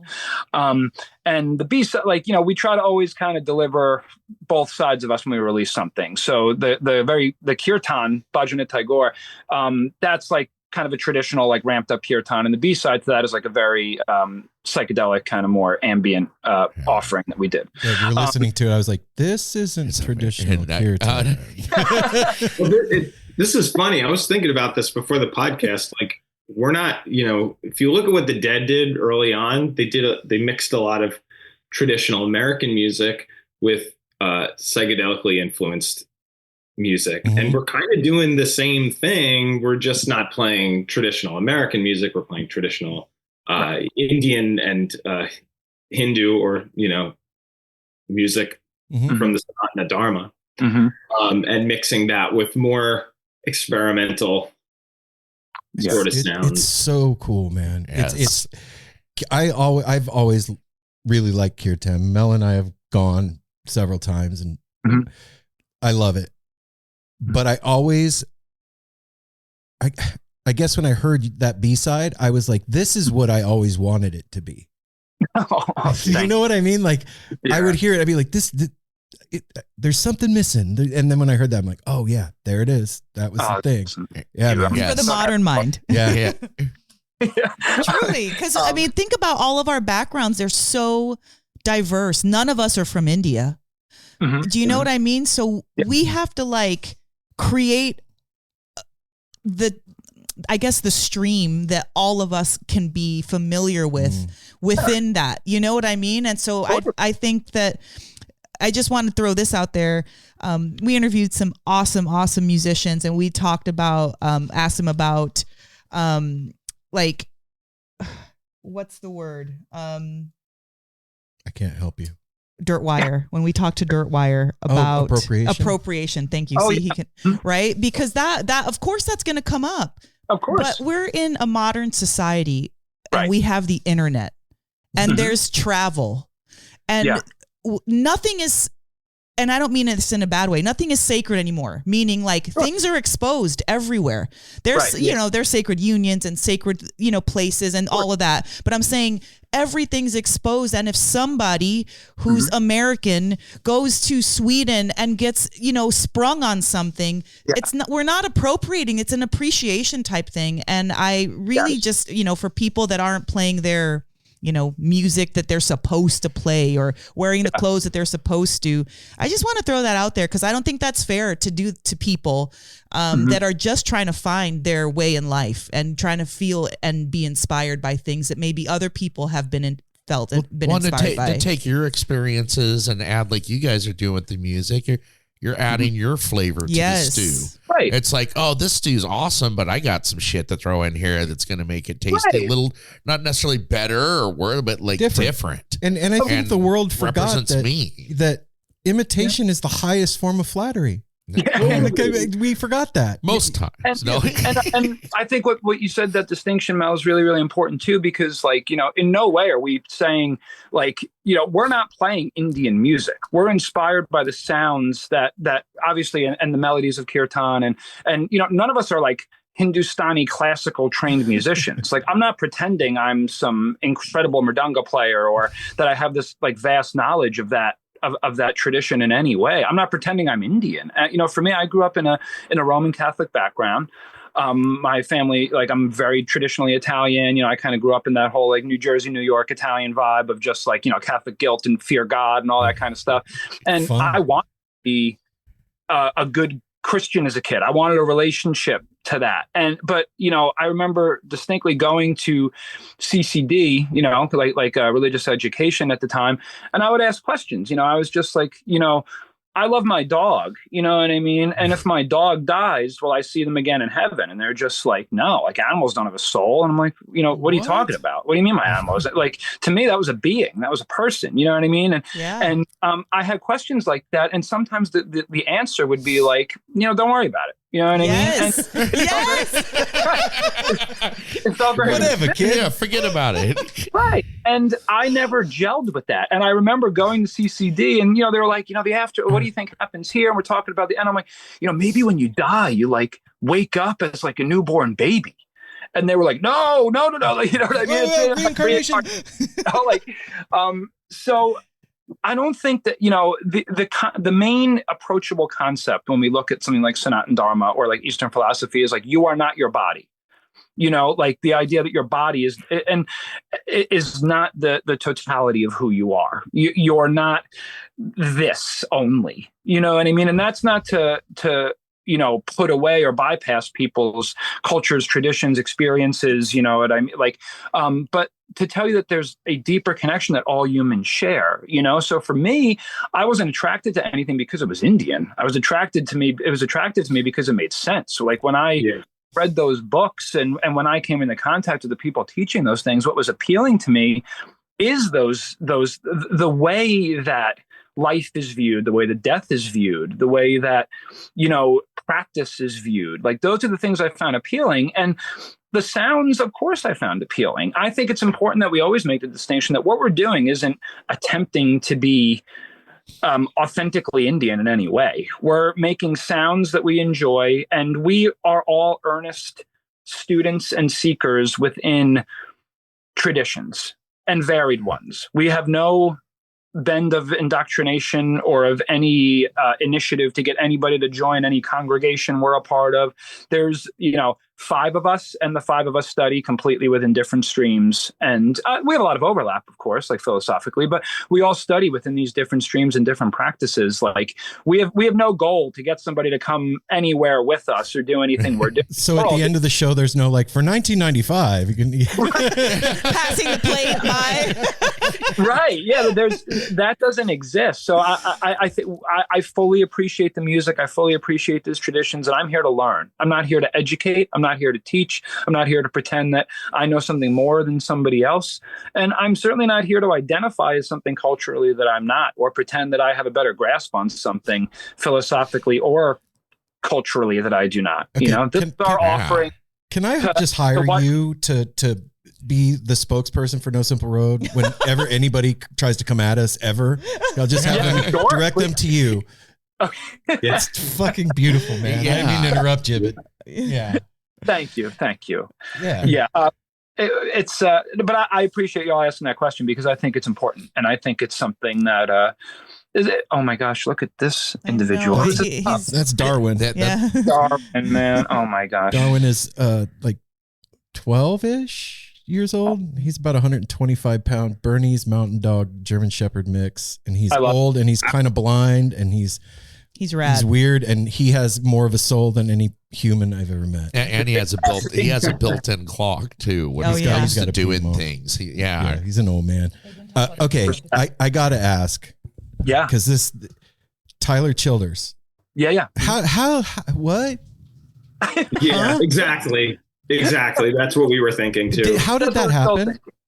So it's not necessarily my story to tell because so Rob from Soma, as I had mentioned earlier, is a tattoo artist. Right. So somehow through their relationship, I'm not sure necessarily its inception or how it began, but Rob and Tyler had begun communicating because Tyler was wearing a shirt that Rob had designed. So somehow that communication began because Tyler was an appreciator of his art as we were an appreciator of Tyler's music, you know? So basically where it's at now, one day we kind of got an email from his team that were just like, we would like to do these shows. Like, are you guys on board? And we were like humbled and honored and blown away. And, you know, Tyler has like I look forward to meeting him. I have not yet, but just from listening to his music, it's interesting to find the spiritual undertones that already exist within it. You know, you've seen the album cover, right? Yeah. He's got the cover with, you know, like the universal form on the cover. Yeah. Yeah. That you know, that's on Universal Sound. In my interpretation, sounds like he's talking about like meditating on Om, because that's, you know, and you know, he has that record, Can I Take My Hounds to Heaven? Yep. And one of the songs on there begins with like a reading of a passage of the Srimad Bhagavatam, which is an ancient yogic text. So Tyler's definitely hip. You know? Oh yeah. Dude, I think that he embodies that Shaktipa, that whatever. If you watch his performances when he gets going, it's coming through loud and clear, and you can see it. It's like a visual thing. You could see it coming through. Oh my gosh. Completely. I am, you know, we are all humbled, honored, all of the above. It's an incredible, to us, it's an incredible opportunity to just be able to allow somebody to make initial contact with something like the tradition of kirtan that we so deeply love, and to share that with people that might not have ever heard about it before. Like, that's a complete honor for us. And just to provide a different soundtrack to the night. You know, fun enough, my exposure to Tyler, how I became a fan of his was I went to go see those Ace shows at Radio City Music Hall with my wife, and he came out and I was just like, who's this dude? And he started playing, and I was like, whoa, I mean, he's doing, you know, and it was blown away. So are you guys opening the show? Yes. Yeah.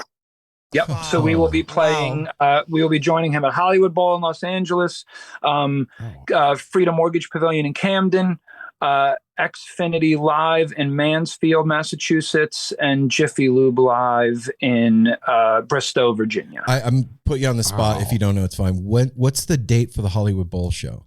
Hollywood Bowl is June 10th. Damn. And we'll be in LA that whole week. I would love to go see that. Yeah, we're doing other shows in LA that week also at very unique venues. If y'all make it out there. That's what I was going to ask. What type of venues are you playing? We play everything. You play everything. Yeah, okay. From the Krishna temple to the, you know, we went, last year we toured with Grails. I don't know if you guys ever listened to Grails. They were awesome. But we played kind of more traditional venues with them, like, you know, live music venues, bars, stuff like that. But, you know, we've played at the Cremation Ghats in Varanasi. We've a little bit of everything. You know what I mean? Because, you know, bars in Jersey on the boardwalk. Yeah. Beer soaked bars in Asbury Park. How about a house show in Portland? Churches. Anytime we would be humbled. We would.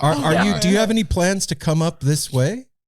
We have so many friends out, and we do. We would absolutely. We have nothing concrete, but it's something that we would absolutely love to do because we have so much interest and love for the Pacific Northwest. This is one of those beautiful landscapes and stuff like that. So I'd love to come and share kirtan out there for sure. Let's stay in touch, because please, when you come out this way, I'd love to have you guys here. Yeah. Oh, we'd love to be there. Put something together, and that'd be so our fun. house is perfect for it. Honored, man. That would be absolutely. We got a lot of family and friends that would be Yeah. very interested. Let's party, man. Let's sing to Yes. every town and every village. Just that's the motto. Everyone. We'd love to. We'd love to. Back to the Tyler thing real quick. You have an opportunity. I mean, you guys know this. I'm not telling you anything you don't know, but you're like setting the spiritual table for that whole show. Yes. You know what I mean? You're bringing the field in and setting it for the night, and to have you guys there doing that that's calculated. Yes. That's not like, these guys are cool, let's have them fucking open for us, man. This is like, homie knows what's up. Like you said, he's hip, so he's setting the table with you guys and for what he wants his show to be like. That's pretty incredible. And the honor and the weight of that is certainly not lost on us. Congratulations, man. And you know what? It's just another show, brother. It really is. It's just another show. Right. It's pretty bizarre, though. Like through a lot of these interactions, I'm just like, oh my gosh, like, I grew up, booking. I was like, oh man, like, booking punk shows and stuff like that, and now I'm just factoring in things that we've never. It's really a sweet journey for a bunch of like punk weirdos. Congratulations, man. What were you going to say, Mike? Or sorry, Steve, about it? Oh, it's great for the practice of kirtan itself, because how many times has it been presented on a stage that big? Like, I don't really care, or like, I'm not a historian or anything like that, but like, how many times has kirtan been presented to, thousands of people? Probably very rarely. I don't know. Maybe in India there's been some things, but right. U.S. definitely it's not. Special. It's special what's happening. What you all are a part of and creating. It's very special. And so much important to the mission of what we were seeking to do, in the sense of back to the everything. We play temples regularly, but we also play like the Chapel of Sacred Mirrors with Alex and Allison Gray a few times. Like, you never know who somewhere might need to feel that rhythm, hear those words, sing along to something, and connect with that. And to me, that's always been like our mission statement. Just the idea of being able to provide somebody that touch point for something they might not know, or even if it's just simply, twirling around and enjoying the rhythm, man. There's whatever way somebody would like to approach it or receive it is we're humbled to provide that soundtrack, That's the way it should be. You guys have said some pretty incredible stuff today, but I want to ask one more thing, since you have all started kind of shifting your regular playing music into kirtan. What's been some, like, I guess, try to narrow down to one, but what's been some of the most profound thing that you've encountered, by doing that, by the shift, whether it's been in a show or personally or with the group, like. So the one story that always kind of rings out in my mind, that I'll answer this as my most humbling and personally impactful experience, is we traveled to Varanasi, myself, Kalpa, and Shivanesh, and we traveled to Varanasi, India. And we were doing kirtan near where I was saying the cremation ghats. So in Varanasi, bodies are burned at these cremation grounds, and people go and they pay respects to their loved one. And that's their, funeral rite, for lack of a better description. So we're doing kirtan and we're singing and we're just, kind of taking it all in. And, eventually these, 2 or 3 young kids, young teens come and like kind of sit around us, and they're singing and they're clapping, and, they're just kind of enjoying it. You can see they're like kind of feeling the music, you know what I mean? So we're offering kirtan. And at the end, this kid comes up and he just goes, he's like, that was really, really nice. Like, thank you for sharing. And I was like, of course. And he's like, my family and I buried my mother today. Like, my mother died. Oh, wow. All been here all day, kind of going through that process, and we've cried, and we've had this incredibly emotional experience, and like hearing these songs and just being able to remember that like this is there, like really kind of gave me peace. And when that kid like said that, I was, you know, whatever we were playing, whether it was kirtan or whether somebody told me that after, you know, when I was in like hardcore bands, anything that would have touched somebody to that degree, that was not lost on me at all. And I realized at that moment, not even just the power of kirtan, but the power of music and the power of community. Yeah. You know, That's Wow. beautiful. yeah, that's my answer there. Nataraj? Let's see. Well, it's hard to say just playing kirtan. I mean, kirtan's been a very big part of my sadhana or spiritual practice. But I think it's hard to say one thing, because when I got into yoga and spiritual life and playing kirtan music, it's like everything just took a giant shift in my life, and like my perception of my self-worth and my value as a human being totally changed, and not in an arrogant way at all, but like it definitely like gave me a different sort of confidence, how to walk through life. And like, obviously this isn't the end result, but you know, like, so I'm a registered nurse, and I have no idea how I got there, but I could tell you that if it wasn't for my sadhana, I don't think I could have got there. And so like, there's times when I'm at work and people comment on like my tattoos or like whatever, you know, and somehow it'll come up that I'm a musician, and they're like, how'd you go from music to like being a nurse? And it's like, I don't know. You know, like I was there, but I don't know. Like, you know, when you open yourself up and you say like, you know, just for lack of better phrasing, like, God, like, you know, here I am, like, I'm trying my best to surrender to you. And like, here I am, your life is going to open up in ways that you cannot possibly imagine. No matter what, like you just can't see what direction you're going to go in. And I think that's, you know, that's like kind of not like a direct answer. No, that's a beautiful answer. It's totally an answer. Yeah. Like it upped your value and your self-worth and your confidence, and it bled through every part of your life. And like, like we've been saying through all of this conversation, there is no wrong answer. Like, no, wrong. Sorry. Just realizing that you have worth. I mean, you could stop right there, because you're right. A lot of us are brought up, you know, shut up, stupid, or whatever. You know what I mean? Or picked on in school, and we think that we're less than, or the world tells us that we're less than. You're not thin enough. You're not tall enough. You're not blonde enough. Why not an A plus? Yeah, exactly. And like, so just realizing that you are enough. That's huge. That's totally. And even accepting and loving yourself, like, no matter what, like that's, I mean, it's always a work in progress. Yeah. But when you have this sort of, when you get into a practice, and it could be kirtan could be your one and only practice, but when you engage in something like this with the right attitude and the right intentions, you just really open your heart in a way that like things that didn't matter, or should I say things that you thought were important before, fall away. Like all the non-essentials just start to fall away. Mm-hmm.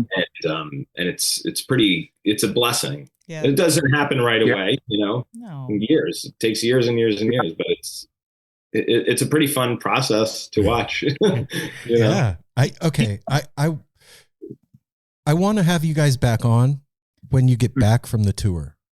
Oh, please, we'd be honored. Okay? Yeah. We'd be honored. Yeah. And you know, go get them, man. I'm so stoked for you guys, and I feel like we met two more members of the No Simple Road family today. Two more brothers. Oh, thank you. Yeah, long time listener, first time caller. I had one last question too. But do you have a release date for the new album that's coming out, or is that still in the works? Or so we have Andrea. Yeah, we have a new record coming out. It's going to be very likely on April 13th. It's a 10-inch record. It's 5 new songs, one of which we have a music video out for now called Chimundaye. The record is called Your Soul is the Holy Sound. And we had the opportunity on this release to work with a brilliant artist and illustrator, David DeAndrea. He's done a lot of work with bands like some people might be familiar with, like Sleep or Ohm or Windhand. I know Ohm and Sleep. Yeah. So a lot of that art David has done.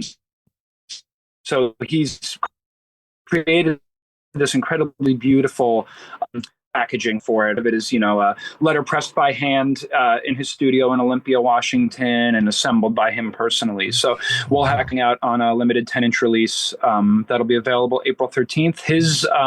His production is called Samaritan Press. So you can find him on Instagram. It'll be available through Samaritan Press, and we'll have it up digitally, Spotify. And if folks want to buy that, they go to Bandcamp, right? Now they do. Yeah. Yeah. All right. There's a whole story behind that. But yeah. All right. But yeah, Bandcamp is like your main thing, right? Yeah. Yeah. So that'll be available actually through David's imprint, Samaritan Press. Okay. Samaritan Press is where we could find the physical copies of the new record, and it will be streaming and available on our Bandcamp as well and Spotify. Nataraja and Vasudev, thank you so much for I had a really shitty attitude right before I sat in this chair for this. I was kind of scared. I had a really bad attitude. And yeah, they were like silent. And you totally like helped to just dissipate that, and I just want to say thank you for that, and then for sharing your awesome journey. What a cool episode this is. Thank you for putting your awesome stamp in the No Simple Road yearbook, because it's really dope. It's rare that I'll let an interview go past an hour. Oh well, and I was like, fuck it, we're going until. Well, and usually to be time sensitive, and everything to the artist, but obviously you guys wanted to talk. And I got to say something too. We all have our baggage and our hangups and shit. And I've been a seeker my whole life. And, with the advent of the internet and, online shaman and spirituality and all the trappings and crap that's out there, I have become really jaded when it comes to spirituality outside. Like I have my own trip, but when I see it outside, I'm like, ugh. It just, come on, man. And you guys have healed a little bit of that for me today. So thank you for that.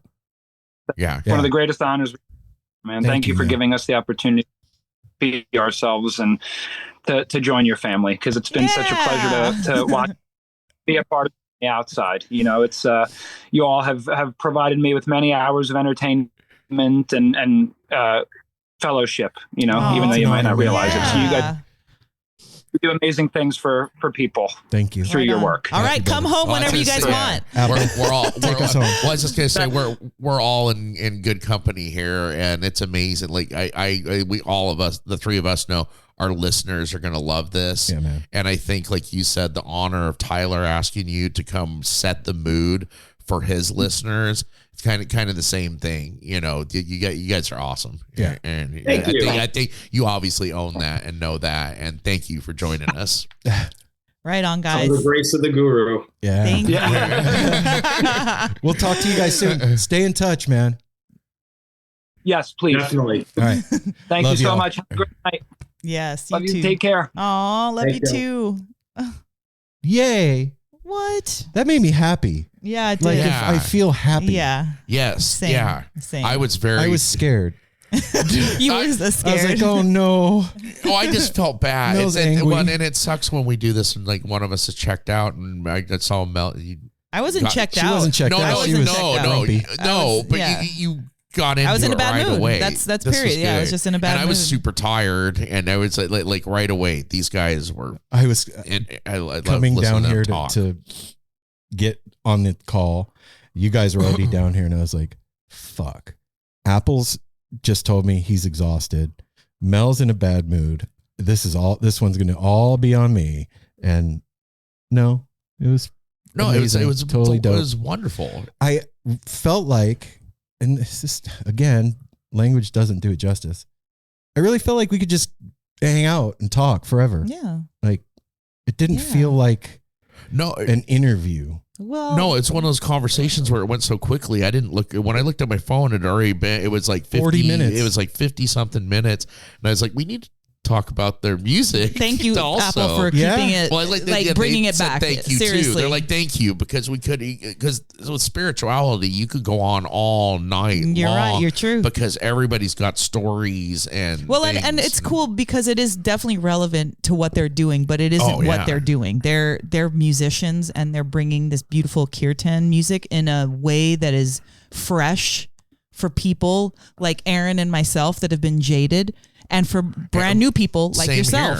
here. You know what I mean? Like that. I feel like that's what just the fact that they're doing it is a boon for the world. You remember? Do you know what I'm saying? Like Yeah. it's lucky for the world for them to be doing it based on who they are and their backgrounds. You remember when after the Biscuits show, we were talking. I was like, they basically invented their own genre of music. Yeah. Like it's a new thing that the Biscuits are doing.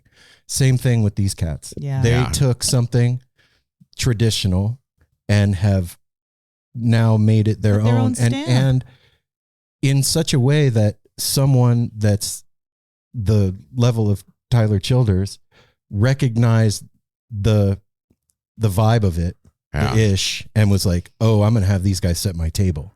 Well, and to hear what they're saying too about that they're not all of one practice. There's 5 of them, all from different That's practices. the utmost that- amount of respect you can Yeah. give somebody. Yeah. Do you know what I'm saying? Like you're doing your thing. But I'm not trying to can change bring it, this but all I'm also together. doing my thing. And it's freaking cool. I love that. I love that they're doing that. And I just want to say, hey, Tyler, if you're listening, We're love available. love to have you on the show, man. Oh. Love Anytime. to chat, brother. Anytime. We'll wake up early. We'll stay up late. Yeah. Anytime Do you it on want a to be. Sunday at 2 a.m. I don't care. We'll come do it in person. Yeah. We'll do it at the beginning of one of your shows. And Everybody we're all- go follow at Soma Kirtan on Instagram to keep up with them, and go and check out their Bandcamp. And And if you're in Jersey, lucky you. Go hit them up Yeah, when man. they're performing. Yeah. you know what? I meant what I said to those guys. Like, it's easy for me to be jaded when it comes to shit because I've been through stuff. You can And- also stop saying that though, But too. and talking to them gave me a different perspective of like, it doesn't have to be that way. You don't, it's not just one thing. Like it can be okay. And so that means a lot. It means a lot to it me feels too. good to go, like coming from peers for me coming from peers like this, like it's pretty new to them too. Yeah. They haven't been doing this forever. Like, Yeah, and the music 2020, started in 2020. Like this, it's cool to hear that and to see the humbleness. And like Mel said, you were right in a way. Like you said, there were so many things that they said within that just made me feel really good. Like there's hope Mhm. for like this thing. Yeah. But more than hope. That's what I'm saying. Like there's so much. We all can focus on dumb stuff, negative stuff, heavy stuff, sad stuff. And then we can choose to put it down and stop telling that same story. Yep. Like spirituality messed me up. It did, but that can be the last time you say it. And now you have a new story. And now that I can, got better. And that can be for everybody, for everything. That's just an example because we were just talking about it. But that can be for everything. Like I was abused as a little girl. You're an adult now. You can put that down, that story down, and tell a new story. Get help, move on, get past it, whatever. Like we have the ability to do that. Some would say, be here now. And I think what you said too is very important because I've heard you say it before, but that in this day and age of like the cancel culture and all that, the not throwing the baby out with the bathwater, that's what happens now. That cancel, Yeah. like you were dope for 30 something years and you did one thing Yep. Well, that pissed everybody off. Well, I'm not talking about molesting children. I Okay. mean, sometimes that one thing can be Yeah, horrible that's what I'm enough. saying. Like there But is so something many that things get thrown completely away and canceled because somebody did a lot of times human error, something stupid, something that is inhuman. We're not perfect. And then to discount everything or throw away everything you've learned from that person, like you got to find the You bits do. of wisdom and everything and not just throw it away. all right, go check them out, everybody. This is something special Special. for the No Simple Road sure. family. So we love all y'all. Take care of each other. Smile at a stranger. Safety third. Hydrate. And Yeah, man. Drop your story. Be here now. Love you. Peace.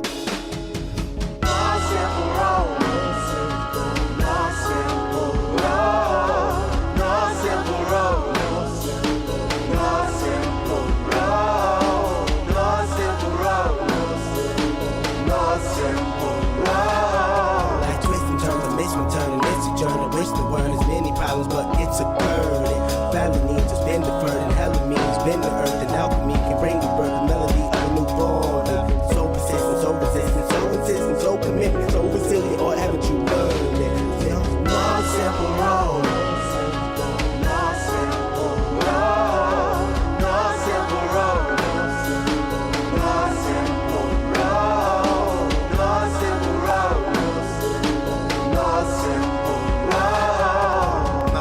Shattered as I focus through the spot in the corner that is still intact. The react is both a defense mechanism as well as a fear. We've traveled this road before, so we may think, but it's a tad bit of strange similarities that feed an A equal A complex. The fears of your past do not equal the perplexities of the current road.